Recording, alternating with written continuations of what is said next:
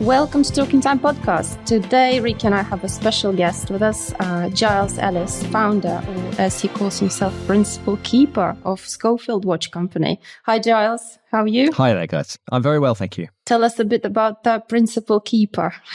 It's a lighthouse thing. The lighthouse is a motif that we have adopted, originally by accident, actually, because the first watch I made, I needed a way of showing potential customers over the internet that it was great British engineering, that it was a trusted friend, that this watch was a great timekeeper, and had a mixture of modernism and romance, so looking back at the past. And the lighthouse was the perfect symbol for all of those things. And so I decided upon Smeaton's Tower, which is now on Plymouth Hoe, a lighthouse that was on the Eddystone Rocks. Unbelievable structure, super cool. And that was engraved onto the back of the first watch, the signalman. And the power reserve, that watch had a power reserve. The power reserve was at the 12 o'clock position.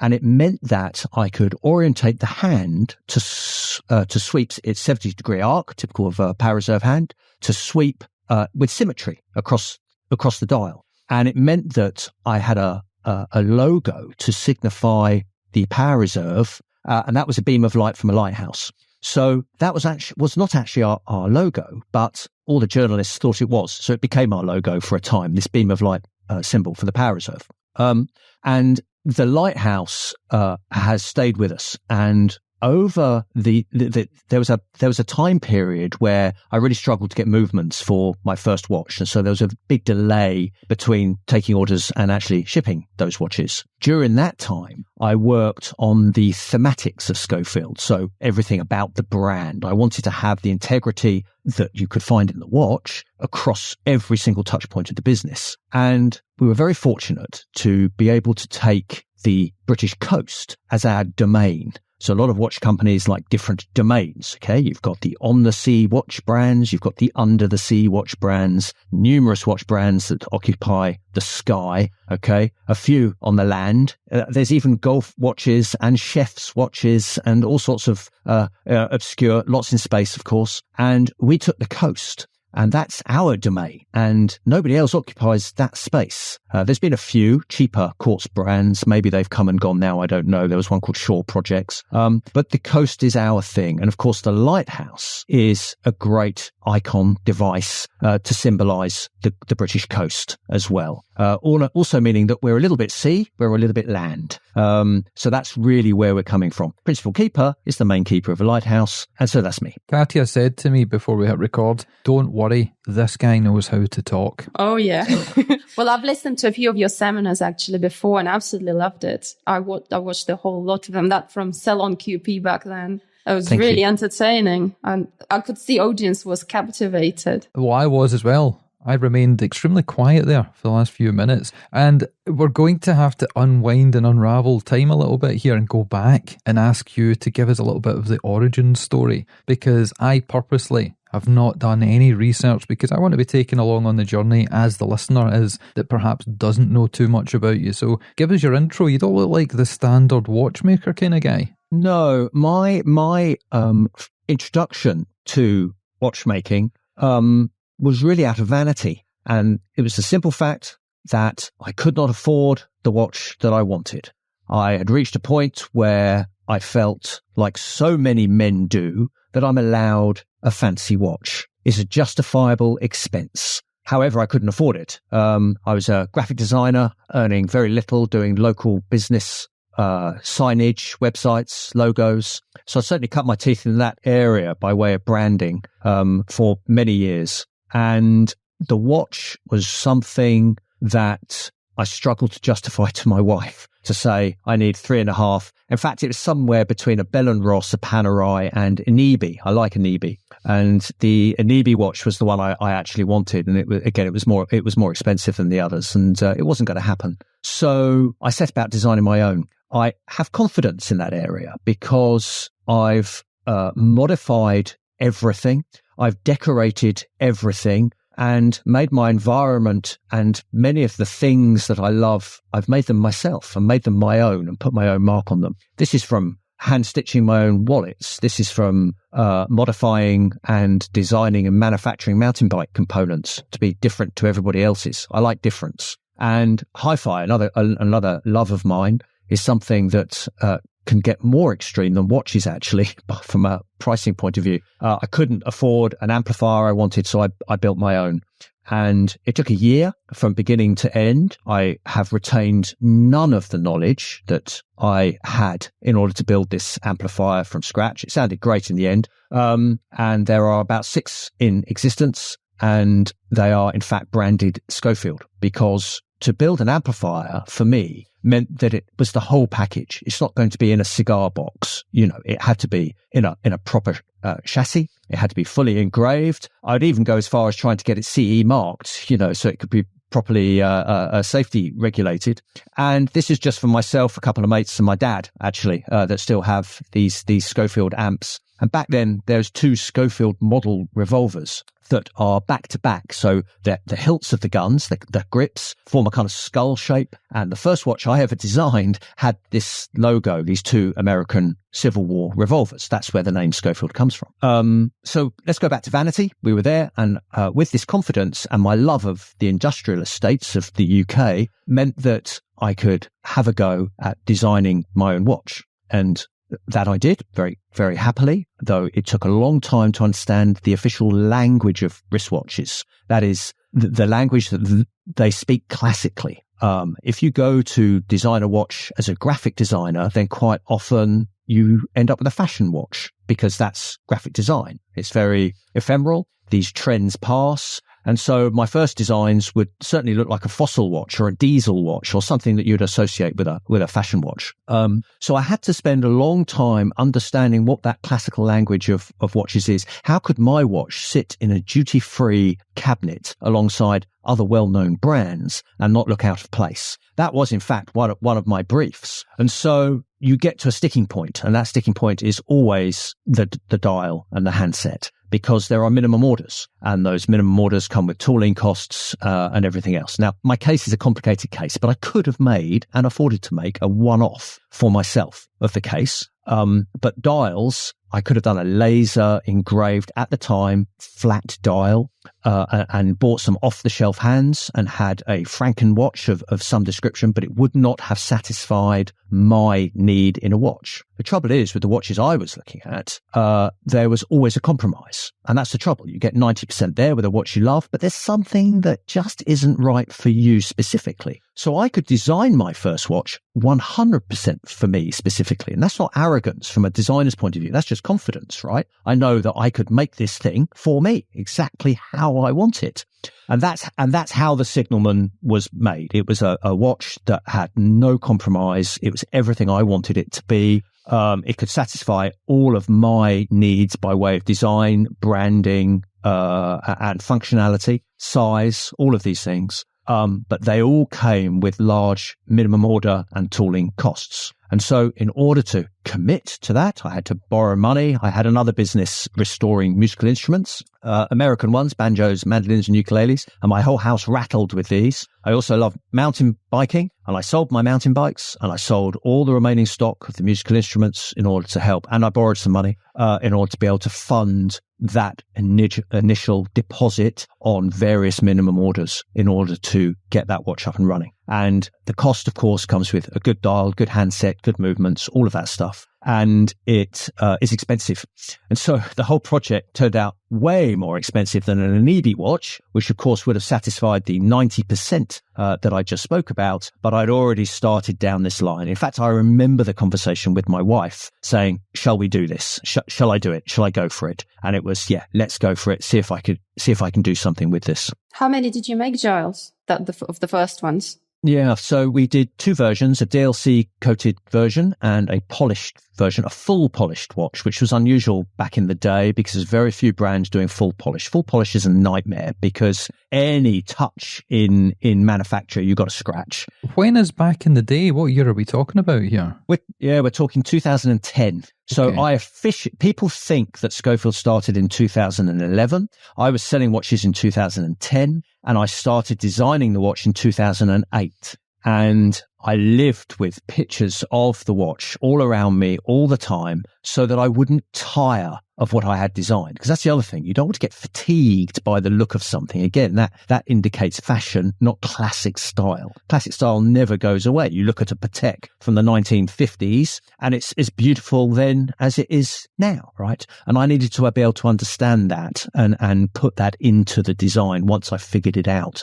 I think I did. And when I first had watches to sell, I only have one wealthy mate and he bought a watch. And so the minimum order was 100 watches. And so I had 99 left to sell, essentially. When it came to actual production, we made 300 of the polished ones and 100 of the DLC ones. They were limited edition. My business plan was to sell 3 watches in year 1, 20 watches in year 2, and 100 watches in year 3. That was where I was at. Naivety all the way, right? I had no knowledge about the watch industry at all. Where did you get those figures from then? Or were you just hopeful? They were made up based on the fact that I had no idea what I was doing. I had to start somewhere. 3 watches in year 1 I thought was okay. My mate bought 1.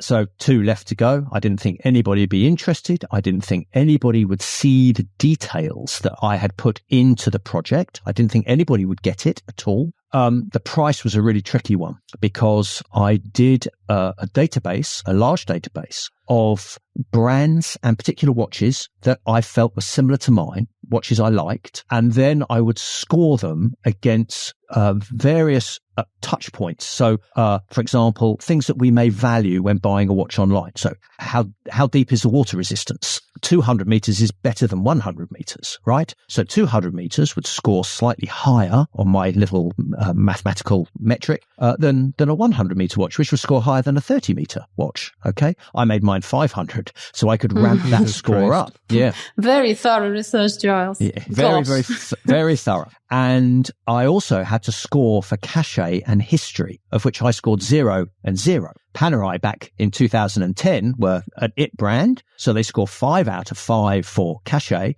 and 3 out of 5 for history, because it's not something people knew about. Rolex weren't so big then, so they scored 5 out of 5 for history, because that's what they were about back in 2010, but only 3 out of 5 for cachet, because they weren't a trendy brand at the time compared to something like Panerai. Wow. Yeah. So with this score, I could then add my own details in. Did it have a shark skin strap? That was my equivalent of a crocodile strap, which is better than a leather strap. Does it have a deployment buckle? No, mine didn't. It had a normal thumbnail buckle, so it didn't score so highly there, and various others to be able to give me the price. So I had that metric would marry up to the retail prices for all of those other watches. And it did show up a few outliers, let me tell you, watches that are actually better value and watches that are too expensive for what they're actually offering. Perceived value, hey? That's the one. Yeah. So yeah. I shouldn't reveal what that is, but it's interesting, and it's a constant criticism of some of these brands, actually. In defense of Panerai, for example, they were considered expensive at the time for what they are, but actually in my database they were spot on, absolutely spot on their pricing for my database. So it gave me a price. That price, of course, was way too cheap because for how much the watch cost me to make. When you do minimum orders of 100 watches, it means the unit cost is extremely expensive. And that was the problem. I was using this new Soprod movement. It was very expensive with a power reserve and a GMT. We'd done this fine finishing, this fully polished with brushing between lugs, this engraving on the case back. The movement is also encapsulated in a further fully sealed movement holder system. The dial is stepped with appliques, with loom. We'd already paid for custom loom, but it was too dark and it doesn't work. That's the trouble with custom looms. Custom handset, custom date, all the bits, right?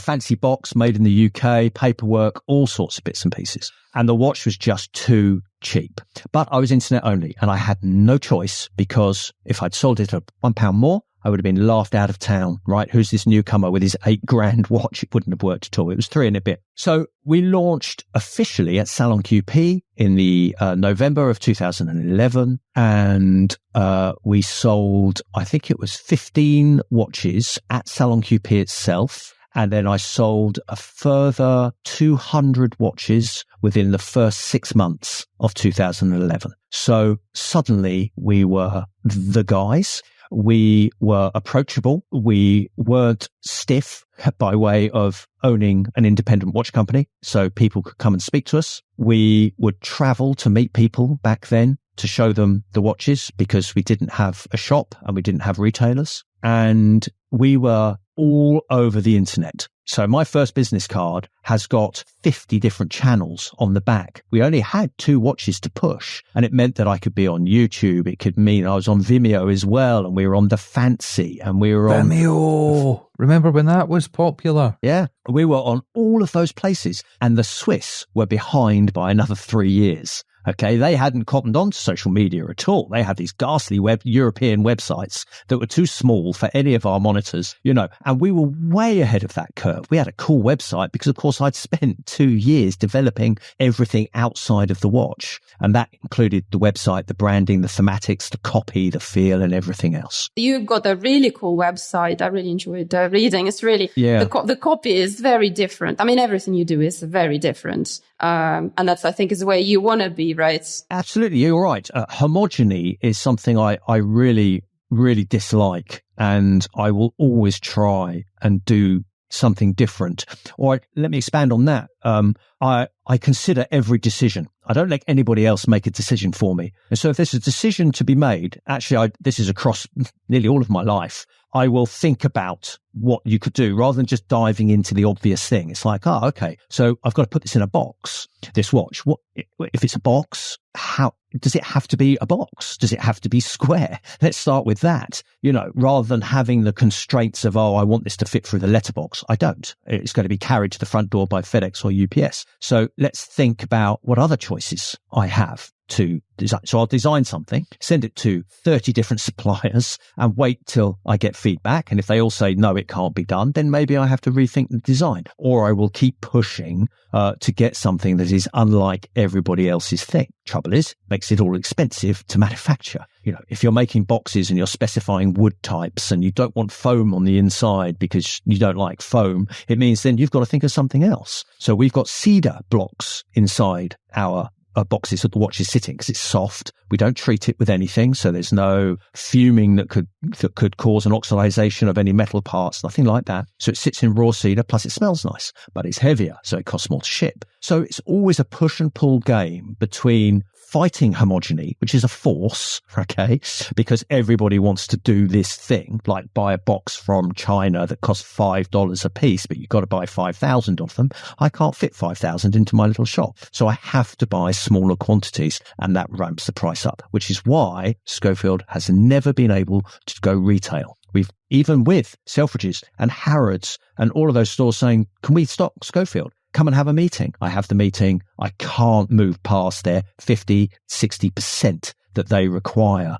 to put that, plus the loss of material for me, as in it's been badly handed, it's sat in a hot shop window, all of these issues that you have. I cannot afford any of that. So here we are, still exactly the same, doing exactly the same thing. We've been a bit bigger, we've been busier, we've been less busy, I've had staff, I've not had staff, and this is now 12 years of doing this, actually a bit longer, but let's say 12 years of running an independent watch company in the UK. Bloody hell. This is epic. I wish I'd spoken to you years ago. I will let you ask more questions, Katja, because I'm just in awe. Well, now that we've spoken about all the incredible detail that goes into every single watch, it'd be good to know what are watches made of, where do you make them, just a bit more about all that detail. So when it was myself, Pinion and Bremont making watches in the UK, this was before Garrick and Vertex and Fears came along. The whole discussion of made in the UK and made in Britain was actually quite a hot potato. And I remember doing a discussion with Christopher Ward and Giles English, and we had a panel discussion about that. A hot potato because it's very, very difficult to make parts in the UK where there is no precedent. There's nothing for me to rely on. I can't walk down the street and go into a dial manufacturer and then move on to a crown manufacturer. This doesn't happen here. And in fact, there's no retention of knowledge even. So you can't call upon some old boys and say, you remember when you made watches before the quartz crisis killed it in the UK. It's not there. So you're on your own. And if you're actually on your own, like me, you're really on your own. There's no help with VAT. There's no help with secondhand watches and how you handle those.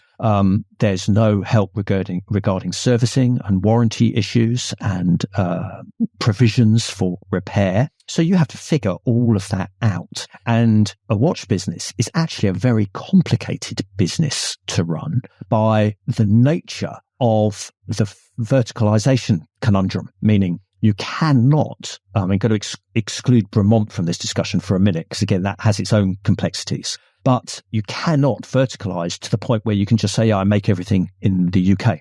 And when you dig into the weeds of those that say they can make everything in the UK, you just wouldn't bother. It would be madness. You wouldn't make sapphire crystals in the UK. Okay. They are grown in China and machined in China. And then ours are, like everybody else's. And then they come over to us, and actually we then send them to Switzerland to be recoated, because the best coatings are done in Switzerland. So the crystals are Chinese, but the coatings are Swiss. Now, this is typical. Okay. You may not. You may get the Chinese to do the coatings for you. We prefer, because we use domed crystals, so we really like to have fancy coatings to minimize reflections. So we have to do that. So provenance is very tricky to get down. And there was a time when we had a carbon fiber watch called the Black Lamp, where we had a little bit on the website that showed what percentage of the value of the watches was UK and what percentage of assembly was done in the UK. So the movements we use are Swiss. They're either ETA, Unitas, Soprod, or STP, but we always strip them down to completely separate parts and rebuild them. And that's because we don't know how long they've been sitting on shelves, what's happening with the state of lubrication, the timing. We do it our way. So we completely assemble a movement, even though it arrives to us built. We completely rebuild that. All of my cases currently are made in the UK by a machine shop that's a typical machine shop, brilliant British machine shop. Okay.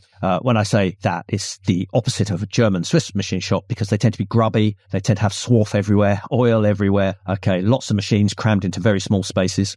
And these guys are predominantly military contractors. They are, I've been working with them for years. They're amazing. Working with them for years is the really important point, because of course we've had time to learn together how to improve the product over all of those years. You can't just bunny hop around suppliers. You have to have loyalty. You have to have conversation. I prefer to get stuff done in the UK for two main reasons. One, I can communicate in English, and that helps, especially with technical jargon, because it's really difficult otherwise. And you can go and kick their head in if they make a mistake. You can go right down there and show them and shout at them. I remember when the Germans who built my first watch, they got an engraving. They modified Smeaton's Tower. It was sitting on Eddystone rocks. The rocks have a particular profile, to me anyway. They modified that vector ever so slightly. I went ballistic. I was like, you don't touch my designs unless I've done something really naive, in which case I want advice, but you don't touch it, okay? Because you don't get the specifics. I do, and they're important to me. So that's what happens in the UK. So my cases are done in the UK, and the movement holders in the UK, and the case backs are all done in the UK.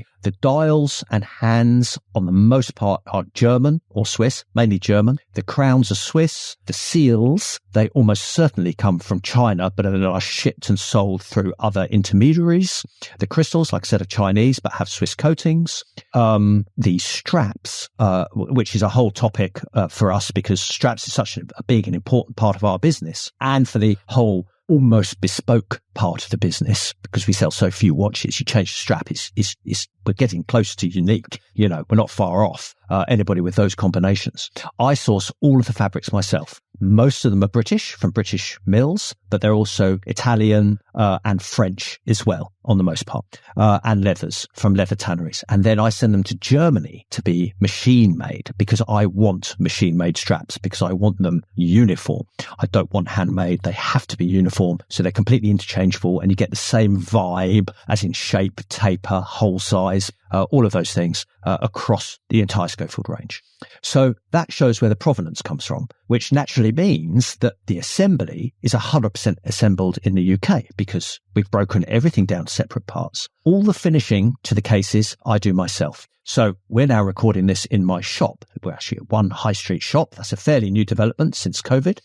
People now come to me. I don't have to drive around showing watches in my coat. That doesn't happen anymore. So they come here. It's a destination place and it's a shop, and you come here to buy something. It's good timing to let the listeners know where the shop is based. So you have a queue tomorrow. This shop is in a very small Sussex countryside village. There are 4 shops in the high street. I have the newsagents opposite me, which happens to be a UPS drop-off point, which is perfect, right? Next to me is a hairdresser, and the other shop opposite is a pharmacy. So there's only 4. It's a little old high street. There's a castle ruins at the end of the road near a town called Stenning. Our village is called Upper Beeding, and we're about 5 miles north of Brighton and Shoreham-by-Sea. So the coast is visible, and I'm on a river, and that river you can see go all the way out to sea, just 5 yards from the shop front. So that's the shop. But I have a workshop at home, and it's in that workshop that I do the dirty work, which is the bead blasting, the etching, the polishing, and other bits and pieces. So I finish all of the cases myself. And so that's as far as you can go with the cases. Then all of these parts are collated by me, QC'd by me. Then they go off to my watchmaker. And it's a guy, I've had a number over the years, but this guy I've been working with for a long time. He's a one-man band. He's brilliant. He gets me entirely, and he's nice. I say with a kind of touch of sarcasm about watchmakers. Generally can be quite difficult people sometimes. That's no bad thing because they're very particular. This guy's very easy for me, and we've become great friends, and he does all of my assembly and my builds and any warranty or repair work that comes through. So it to's and fro's between us. So it's one pair of hands dealing with everything start to finish. Absolutely. And all of the work is the other work is done by me or a set of suppliers. So I represent watchmaking in the UK as it used to be back in the 50s, in the 60s, where you have one guy and he would have a skill set. So he would do some things, but he would then go to his mate up the road who was a case engraver, or go to his mate who was a crown maker or a spring maker, or any of these things until that project was brought together. And that's how it quite often worked. There wasn't 100% verticalization in any single skill because there's so many skill sets involved, and they're industries in their own right. That is still true for me. So I have to find these skilled businesses, people, in order to help realize my creativity. And there's always a stumbling block there. Quite a few of them are actually not from the watchmaking world, Giles. Is that right? Yeah. So again, that comes back to me not wanting to be the same as everybody else, means that I will approach people outside of the watch industry. So an example I use is the caseback laser engraving that we do. So we've had the beautiful precision German engraving, which is a mixture of machine engraving and acid etching. Then I wanted to do something with a very high-powered laser because it oxidizes the steel. So just with the pass of a laser, many passes of the laser, it oxidizes the metal below and you get black without having to do a paint fill, which is where you etch deeply, fill with paint, scrape it off, and you're left with a nice smooth impression. I wanted texture. I like texture. And so we would use this company, but this industrial laser, not used for trophies. This is used for marking numbers on a mold that might cast your wheelie bin, for example. The little numbers at the bottom, quite big molds. And so we worked with them for years, but they could not do concentric alignment. So if you have a caseback that has a crystal, so an exhibition caseback, that means that caseback has a bezel. And getting a ring of words to sit within that bezel uniformly with equal amount of space is very, very difficult to do. They could not do that. And so it's that meant that I had to be creative and design a caseback that had full bleed. It bled off the edge of the design. So if it was out 1/4 of a mil, nobody would ever notice. And so the first one was, in fact, that. Then over the years, I developed that, doing these full pieces of artwork on my casebacks. And again, with a technique of full bleed that meant that if it was out 1/4 of a mil, you wouldn't notice because there was no constraints for that design. And this has just developed over time into me being as creative as I possibly can with the technology that I have. In this case, it's industrial laser, and actually they got better at alignment as years went on as well. So now they are perfect at alignment, but we've developed this creativity where we can do these very deep, dark, heavy engravings. Realizing the creativity is absolutely key. And you often have to go outside of the watch industry to get that, because in the watch industry, they only do what they do. Okay. Nobody likes to work outside their comfort zone until you find that special person that's willing to do it. And so, yeah, that's a constant thing for us, another fight that we have. Talking about case backs, they definitely deserve special attention. Recently, I've been on a trip of elevation. How can I elevate Schofield? How can I take what is already cool?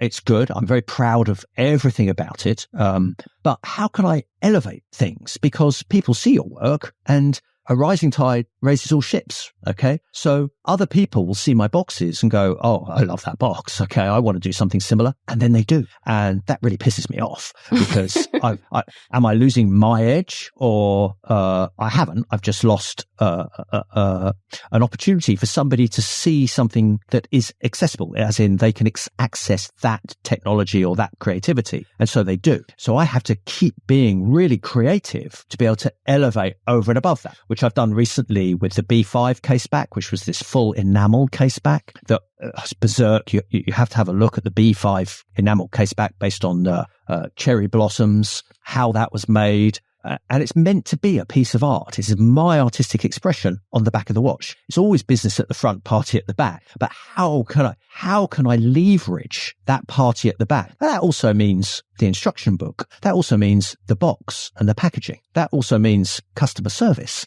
That's party at the back. Is how can I leverage that to be the best it can possibly be? Because we have financial constraints, meaning I can't just design a caseback and have it made at whatever the cost, because again, that would get silly, especially with my ideas and naivety. And so I am always constrained by finances. So how, again, can I leverage that to make me get the very best I can afford for that particular project? How many watches a year is it you're doing? Because you've alluded to the fact it isn't that many. No, it really isn't. And it ranges between 100 and 300 a year. And this depends on what models we have available. If we have a £10,000 watch available and not a £3,000 watch, then the numbers will drop in that year, obviously, because it's harder to sell a 10 grand watch than a 3 grand watch. I'm about to bring out a cheaper watch, and I expect to sell more of those. So we are, at the moment, it's just me, Schofield. Okay. I've had staff, but because I moved into the shop's small,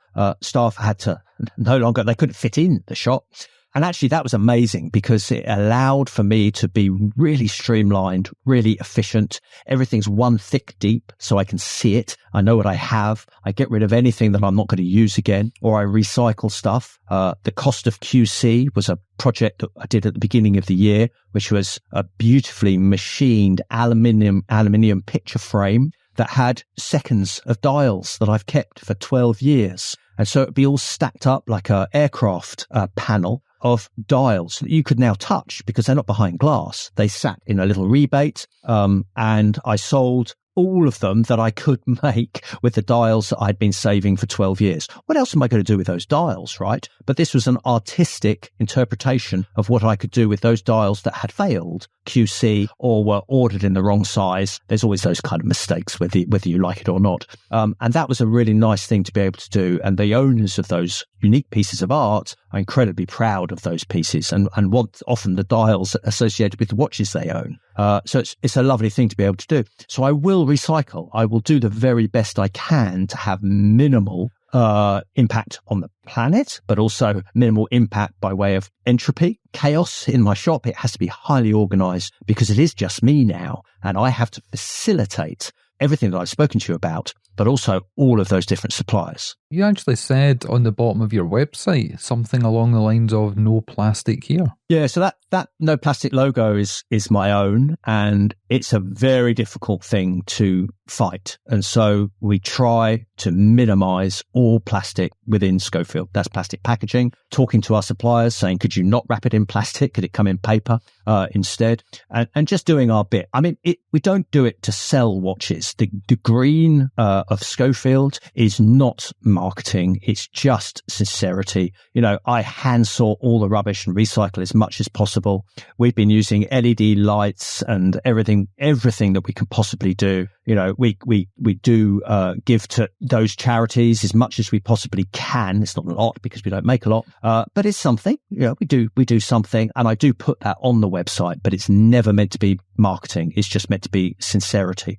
Sincerity and integrity are things that I value above everything else. I never want to pull the wool over anybody's eyes. In fact, the first brochure I made in 2010 had renders of the watch because I didn't have photographs of it.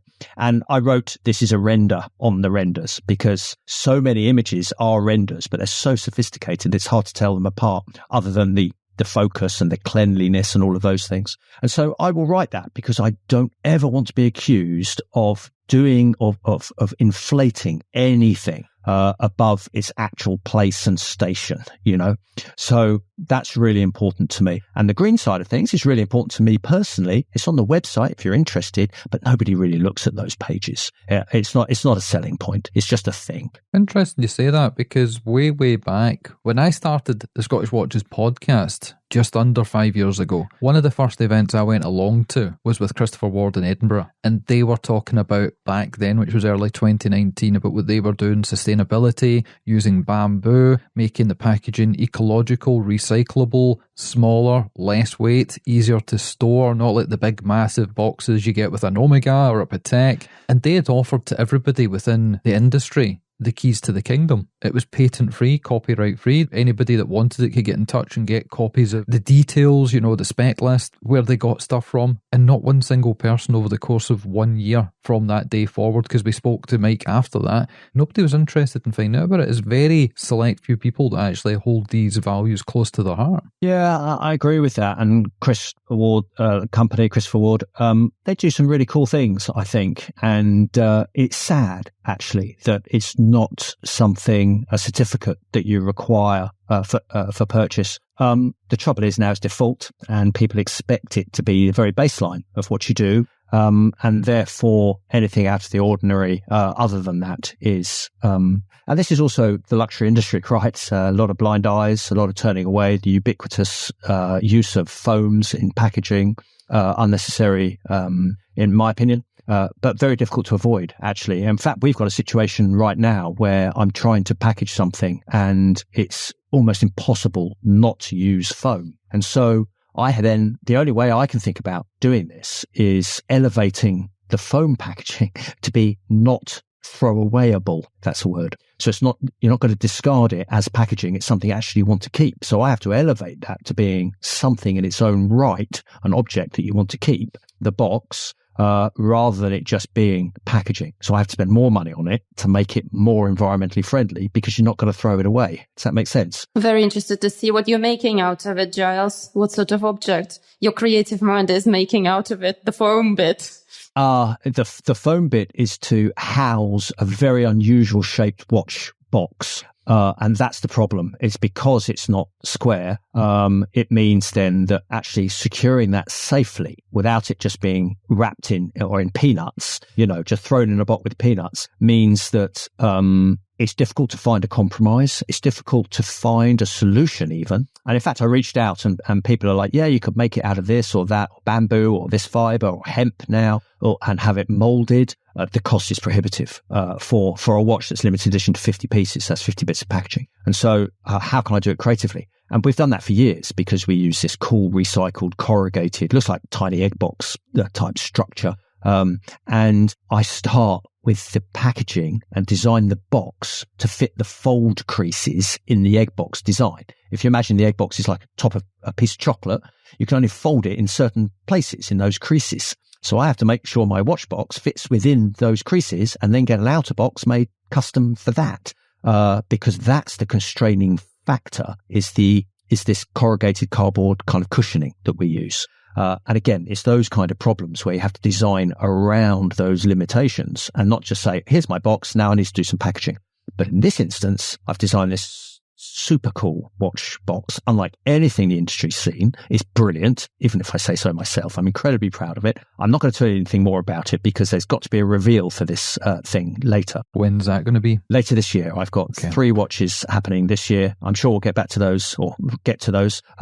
But this is the case for one of those watches. And finding what to do with the packaging that's environmentally friendly is very challenging indeed. And I'm still at it. And it's been 5 months. Yeah. Right. Well, there is no time like the present, and we only have about 15, 20 minutes left of the show. So let's talk about some watches. Right into the good stuff. Have been for many years very fixed for a price spread point of view for a family of watches, and they generally range between £3,000 and £4,000 for our watches. And for a very long time, when I say very long time, it's years, I've been designing a watch called the Obscura. The Obscura is me all over, right? It's a watch for me. Now, I do make all the watches for me, and I'll get back to that in a sec. But this is without me listening to that inner voice that says, the people won't like that, Giles, or the people won't get that. This is for me. So, for example, I've designed a watch that very subtly, tiny shade differences between the hour and the minute hand. It's just something I've wanted to do. The hour and minute hand are, in fact, slightly different shapes. Nothing revolutionary. It's been done before, but I wanted it for this watch. But it moves you away from that conservative safe space into a place that's much riskier. Okay. The material for this watch is unusual. The dial and handset is unusual. It doesn't really look like a watch. I didn't want it to. I wanted it to look, the whole thematics of this watch is like it's an artifact, like it's something you found. And if you did find it, you should probably report it or hand it in to the authorities. That's the whole point with this. Is it military? Is it alien? It's just obscure. And that's the point. And I've been elevating that now for another year to a point where I've actually let it go. And this is the problem when you're a fastidious designer, as I am, right down to the 4th decimal place of every single choice you can make. You have to cut it free, right? You've got to let it go. Or rather, leave it alone. Yes. Yeah, leave it alone. And so I have elevated the case back for this one. This is on another level. And I have found people that can help me realize my creativity without any compromise. And the freedom that gives me is so exciting. Could you imagine? Anything you think of, they can make. And that's where I am now. I am in a new relationship. It's very exciting, honeymoon period and all of that. But I can design something and say, can we make this? And the answer is yes, but, and I'm like, okay, let's get into it and let's see what happens. So new case backs are different level. New dial and handsets are just made by the best people in Germany. I mean, as good as it gets. How could I elevate my crystals? We talked about elevation before. Okay, let's get the best coatings in the world. The same coatings Richard Mille uses. Let's use those same people. Okay, we can. So there's an elevation there. What can we do with crowns? We have a good reputation for attractive crowns, good crowns, interesting crowns. Let's elevate that again. I want to go to the next level of those, which I've done. Case materials. We did the Black Lab Carbon, which was a very early carbon watch. And so how can I elevate beyond that? So we're using a very special Damascus steel. It doesn't look like folded Damascus. It looks like alien skin. It's cellular. It's really cool. That's for the Obscura. New strap materials, new case, as I've touched on. So that's the Obscura. So that's going to be more expensive. So that means that'll be up somewhere around 7.5, 8, I think. Not including UK VAT. That's where they'll be. But I'm also working on a watch called the Schofield Light. I haven't said that to anybody yet. Light as in lighthouse, but also light because it's a cheaper version of Schofield. It's also the first new case shape for a Schofield watch. All of my case shapes are the same. They've been the same since I designed it back in 2008. This one is the first new case shape that is a complete redesign. So it carries some of the language across, but it is a whole new look. The Schofield Light is more conservative, without a doubt, but it is has that little nod to kind of military field watches. I certainly wanted to go down that road, but I love designing it because I hated it for most of the time because it wasn't the Obscura, right? That's what I wanted. And so to reach a point where I want to wear the watch, I want to own it, I want to have it. I covet my own stuff, by the way. I own a watch company, not watches. But to covet my own stuff, and that was the challenge with the Schofield Light, was I have to do such a good job that I want it for myself, and it has to sit there equally with the Obscura, which is being designed for me, by me, if that makes sense, for my personality. So the Schofield Light will be around 1,800, I hope. Don't know yet. Let's see if I keep bumping up the value. And that's something I've got to try not to do with the Schofield Light, is add this and add that, whereas I do that with the Obscura. So that's 2 of the 3 watches that are coming this year. And there's a new bronze watch. We've done bronze watches from the beginning, really early. Our first bronze watch was 2013. And we were one of the first companies, I believe, nobody's argued this point with me yet, to do force patinated watches. So you could choose whether you want it raw or, in fact, patinated. And I chemically treat those watches myself, get the color that I want to achieve in my workshop. And then we build that watch as an option with a patinated case or a raw case. We've done numerous ones in between, different materials, different levels of patination. But this is a new take on our classic bronze beta watch. And so we'll have a new one of those coming out. That's also elevated and therefore more expensive for a change. Wow. Okay. And Katya was telling me before we hit record that you like to use titanium. Yeah, I don't know if you saw the article, but I write articles occasionally. They've recently been going on Substack, where I publish those under the moniker, I suppose, of Undercurrents, which is behind the scenes of Schofield Watch Company. There's also a Tumblr site called Undercurrents. Titanium, yeah, we used that right from the beginning. In fact, the first beta, there was a bronze one, a steel one, and a titanium one. And the titanium one, I used to heat myself in a kiln up to very specific temperatures to make them go blue. And so way before Gerald Gento was doing blue cases, we'd done blue titanium cases. Absolute nightmare from a QC point of view, because the heat would distort the cases. So I'd have to make sure and test them. We had a lot of seconds and stuff that didn't reach the market because of that. So very expensive, but a lovely idea. And they hold their blueness. And some of them, I've seen them, they're still blue, some of them. All varying shades. So we used titanium from very early on from a British manufacturing point of view, and also making that in the UK. Very, very demanding machining titanium. And we still do. The Strange Lights is a titanium model that we still sell. It's limited edition to 30 each, and we've still got some left of those, both with the red dial and the green dial. I love the Strange Lights and I love titanium. I think titanium is the sexiest metal, right? And it's taken a long time to be accepted as a luxury material because it doesn't carry the heft that we require for luxury. And recently Rolex have made a titanium watch, which marks a turning point for titanium in the luxury sector. I love titanium. I like materials, so I like doing things differently. And the Strange Lights also has a titanium case back and an aluminium movement holder, so it's incredibly light, this watch. Schofields, you're wearing them, but they're designed in such a way that they don't capsize on the wrist, and it has the heft, but it's not uncomfortable. It's very, very comfortable. The titanium version of our watches, you don't even know you're wearing it. They're that light. You say you can't pitch it a Schofield watch in an elevator, which I found really funny. I wanted to ask you which watch can you pitch in an elevator? I don't think I could. That's a great question. I would really struggle with that, which is why all the social media and the Instagram back in the early days was so important, because and the newsletter, mainly the 6 Pips newsletter, which is my biggest route to market, by the way, is the newsletter. That's how I voice Schofield is the 6 Pips. And it goes out nearly every Thursday at 8:15, and has done for many years. So I can't pitch Schofield, so I had to create a mosaic of Schofield. That was the way to articulate all of those details, was just many times over every week, 6 articles. That's how I do it. Did you not also have a podcast series very, very early on? That's right, we did. We had the 6 Pips podcast series, also named after the newsletter. Where did the 6 Pips come from? Because when I was thinking of that, I was thinking of calling up the time. The 6 Pips is exactly that. It's the BBC's atomic and radio signalling clock that often happens at midnight, and the 6th pip, the end of the 6 pips when you mark midnight,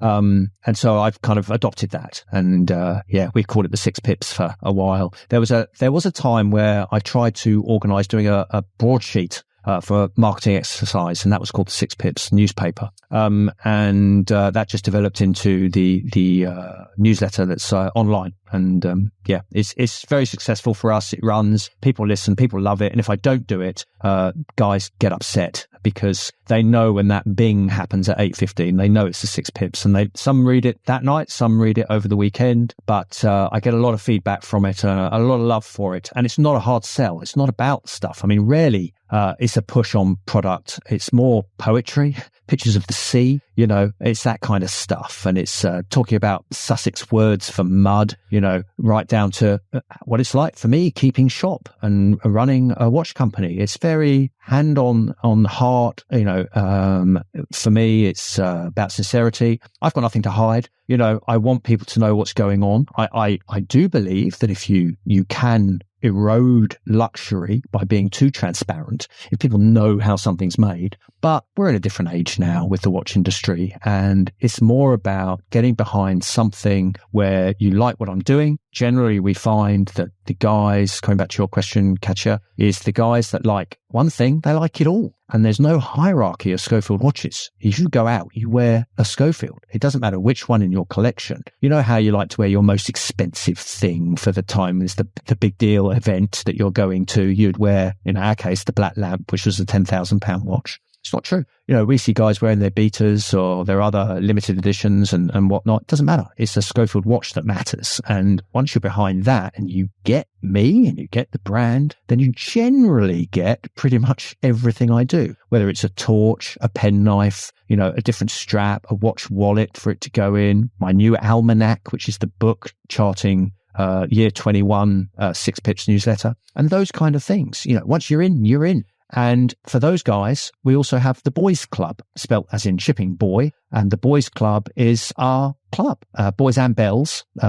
And you're only allowed in to that webpage if you've got a Schofield watch. And there I will put up and coming information, special deals, other bits and pieces that I may come across and think is interesting. For example, I bought a load of silk ties at auction, old Givenchy and Yves Saint Laurent ties, bought a box of those and had them all made into straps. You can only get 2 straps per tie. And I've got a couple left, but they nearly all sold. There must have been 25 different types of silk tie, made into beautiful straps. They were very pretty, but that was just a Boys Club only deal, that one. And, matching ties and watch straps I thought was pretty cool. So, that's how we do. So our guys, they do tend to be older, as in they've been down the high street.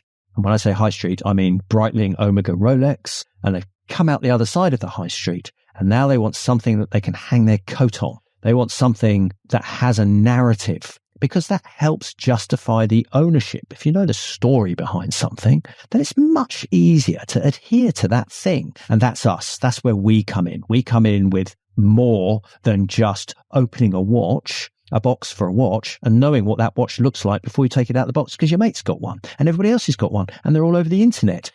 That's what it's like to own a Rolex. And I'm not dissing Rolex. Absolutely not. But if I was to buy a Rolex, there'd be no thrills, no surprise other than me having a Rolex. Okay. And even you turn it over and there's no party at the back. There's no engraving on the back of the watch generally. And it's that I want to be the opposite of, I want to have that chat, and I reveal things about watches and the brand years after people have taken ownership of a watch, something they didn't know. I can say, oh, by the way, because I've forgotten myself, did you know that this lines up with this, or this means that? And it's then that they have a new engagement with their product.